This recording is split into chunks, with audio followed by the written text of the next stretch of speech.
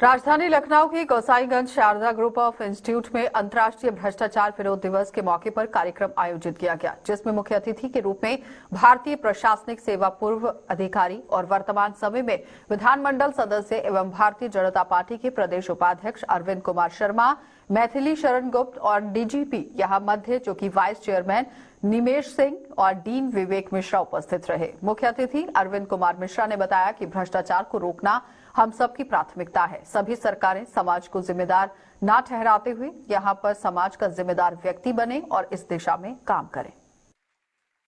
भ्रष्टाचार को रोकना हम सबकी प्राथमिकता का विषय है।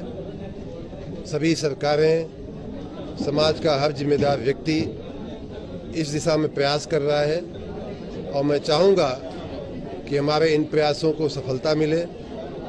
मैंने जैसा कहा कि आईटी के आने से, इंफॉर्मेशन टेक्नोलॉजी के आने से पहली बार ये संभावना प्रबल हुई है या संभावना बनती दिख रही है कि हम भ्रष्टाचार को मिटाने में या भ्रष्टाचार में कमी लाने में आईटी के उपयोग से बहुत हद तक सफल हो सकते हैं। बहुत सारे ऐसे प्रयोग देश में विदेश में हुए हैं। मैंने भी कुछ प्रयोगों की भारत में जो प्रयोग हुए हैं उनका उल्लेख किया।